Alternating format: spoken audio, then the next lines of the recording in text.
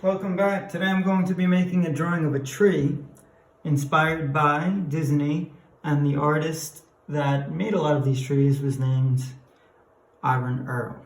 So let's get started. I'm first going to start with two fairly parallel lines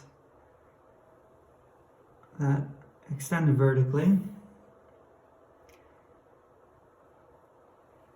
And as I get closer to the top, the lines are going to get slightly thinner, closer together, slightly wider toward the base.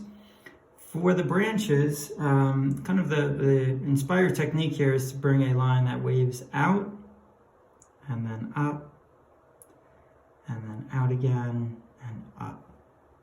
So it's kind of like this wavy line that's longer toward the base here, and then shorter toward the top. Again, toward the base, it's going to be wider, and as we come toward, I'll call these bends the elbows, toward the elbows it gets thinner. So another kind of thing we can do here, I left a little opening, I can bring another curved line that extends out this way. And then I'm going to jump over to this side of the tree, and I'm going to do the same thing, but just opposite. So I'm going to take a line here and bring it out, and then up, and then a little higher. It doesn't have to look exactly like this. Again, we don't want our trees to look exactly symmetrical. We want them to kind of be asymmetrical, so it means different on both sides. And maybe here I'll leave a little opening and then bring a line that extends up this way. And then in between we can kind of just, in this area, another branch that waves out and up. Again, as we come toward the elbow, slightly thinner, and then toward the top, even thinner as it gets toward the top here. So maybe another branch on this side, a thinner one. Again, it's kind of this just typical line that curves out and then up.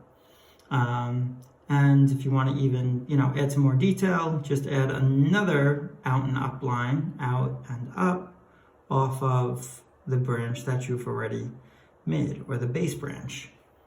And you can go higher with these or stay kind of low. Sometimes I like to look at it as like almost like a candlestick kind of a thing. So as it curves out and up, so I can do it again, and I can even do it again. So it kind of looks like this this candlestick to me. And just followed up with a parallel line. All right, what we want to do here is just add some detail lines. And when you're making the detail lines for the texture of the tree, we want to just follow the contour of the tree. The contour are the outer lines of the tree. So I'm going to make some lines slightly broader, and some lines are going to be a little thinner. So I have broader lines, thinner lines, and that's going to show me some real nice detail areas.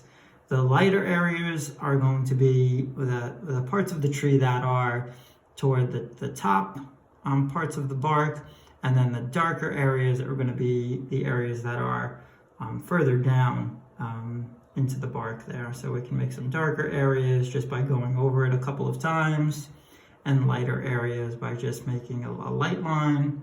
As I come toward the branches, I want to follow the contour of the branch, so I'm going to bring my detail lines going out and then just follow them up. And I can just add some texture and detail lines inside each of these spaces.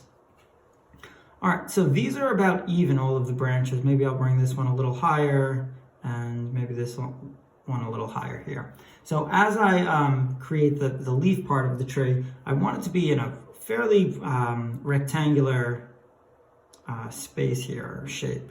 So I'm going to come across this part of the tree, I'm going to raise this branch up, and I can kind of compensate as I move across the tree here how high or low I want these branches to be. So you can see I'm kind of changing it as I go along.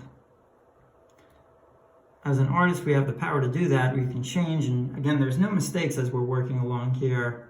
So I have this kind of bottom part of the rectangular shape.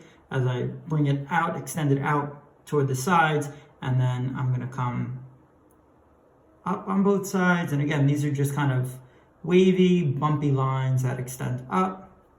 And then I'm going to bring this a little higher, and then bring this kind of wavy, bumpy line across the top. Like this. And again, you can see it's kind of this rectangular shaped tree. And Eyvind Earle would use a lot of these tree shapes for background trees. And in particular, this was a variation of a tree from Sleeping Beauty, one of my favorite princess movies. So now I'm going to take a green here, and I'm just going to kind of fill in this space. And today I'm using colored pencils. The reason why I'm using colored pencils today is to show you a variation in color that I want some darker areas and some lighter areas, and I'll show you kind of how I do that as I work here today. So I'm going to fill in this whole space with a lighter green.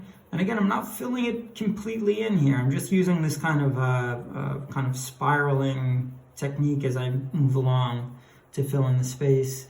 Unusual of how I usually color. I usually color in marker stroke, and I'm filling in all the space.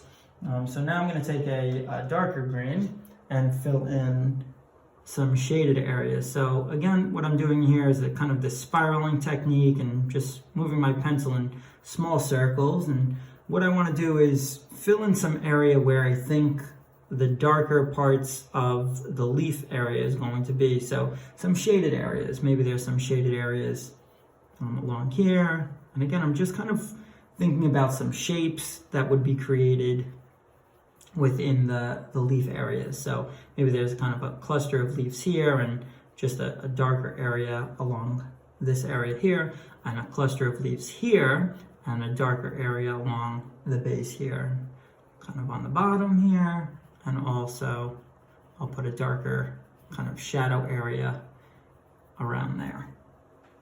All right, and I can even go slightly darker as well to show some more deeper shadow areas in the leaf base here, or the cluster of leaves.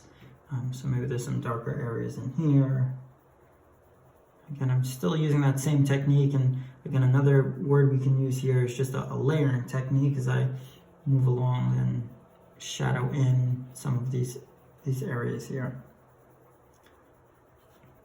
So I don't want to fill in all of the light area. Again, I want the lights and the darks to kind of play off of each other and create that contrast, which is very important when we're creating some shadow areas and highlighted areas in our tree. All right, so now I'm going to get into the browns, and for the browns, I'm just going to kind of fill in that space there. I'm just going to kind of bring that lightly up. I have a lot of that detail area already covered by adding all of those texture lines that I did with my outlining material, my marker, and now I'm just kind of filling in some space with the colored pencil. What I can do is I can grab a lighter brown, and I'm going to add some lighter parts to the tree as well. So I have my darker areas in there already with the texture that I used, some lighter areas with different browns, and that's going to create a nice contrast and shadow with the texture and the lights and darks in the actual tree. Okay, so I hope you guys enjoyed this one. Again, inspired by Disney artist Eyvind Earle. Give it a try, it's a lot of fun. Bye.